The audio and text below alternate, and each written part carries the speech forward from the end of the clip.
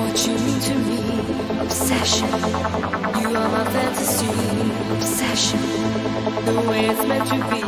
Obsession. Hope you're all okay. Thank you. It was 2 points, if you don't mind.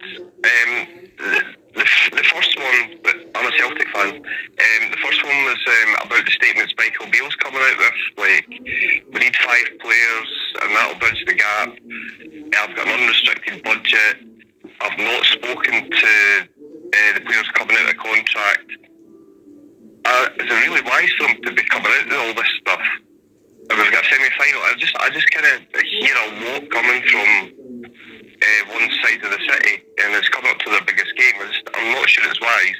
What bit of that's not wise though? I mean, I would take your point. You know, had Michael Beale said we're going to wipe the floor with Celtic and I'll be dancing down the street, you know, on Sunday night, that would be unwise. What out of those examples you've given, what bit of it is not wise?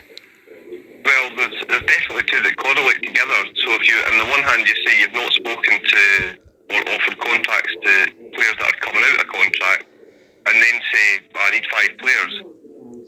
But how can you know what you've got? Do you understand what I mean? Oh yeah, I think that's fair. I just don't know if it, you know, does it get to that sort of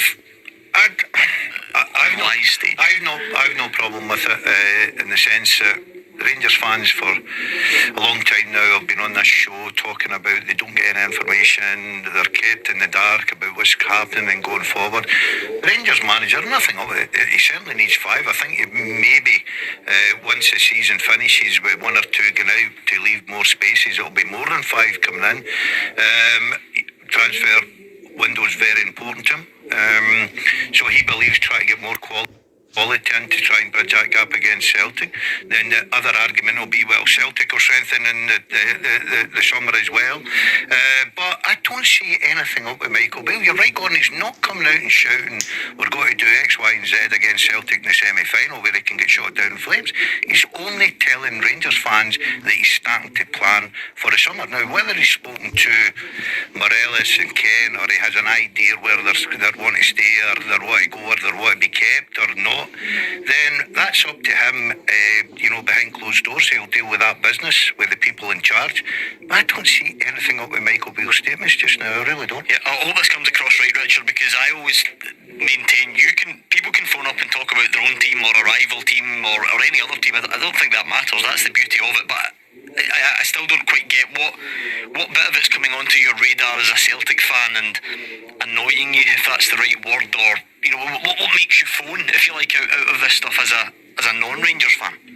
Enough about that, Paul. What about Celtic? What's happening? Yeah, just following on for the caller earlier. I mean, first of all, Celtic aren't guaranteed to be as strong before I want to start selling their players on air, but there could well be a lot of bids for the likes of O'Reilly. Moy might not, get another, he might be fading out the picture.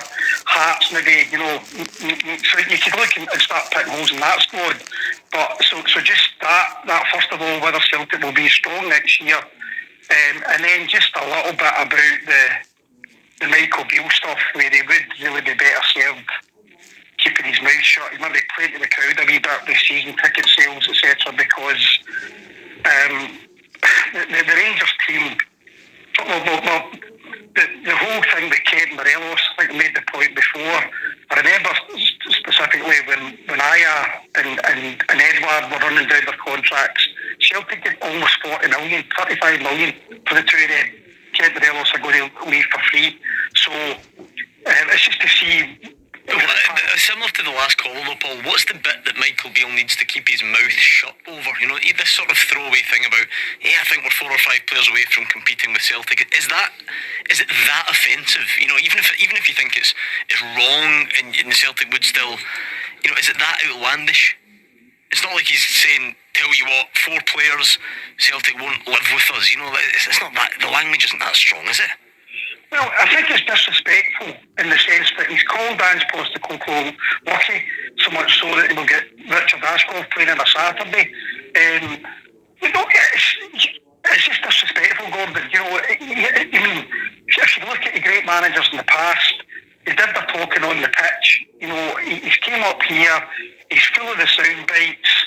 Whether the Rangers fans are buying into it or not is another story. And you know, he's come up with every stat about how they're matching Celtic, other than the fact that they're 12 points behind. And I understand that only 3 of them were on his watch.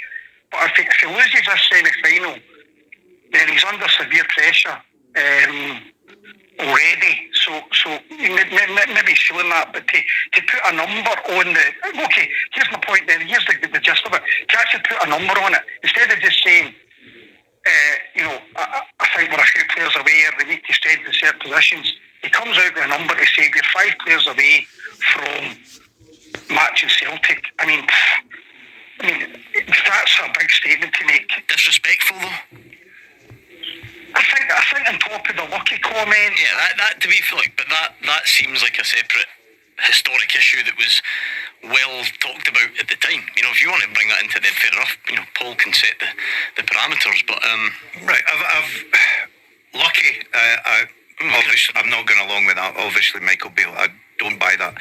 But the other stuff that Michael Beale's come out with, I don't know why it bothers Celtic fans so much. You look at... So get in touch with the guys, let them know what you're thinking, just like Brian has done on the phones. How's it going, Brian? Not bad yourselves, guys. All right. Yeah, cannot complain. What's your point tonight? Just a quick point. It's all about the Rangers with Celtic fans. It's all about the Rangers. They should just worry about their own selves. That's sensational.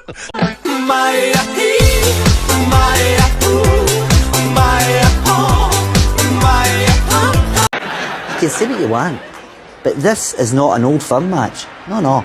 It's a Celtic versus Sevco match, because I'm sorry, but they are not the same club.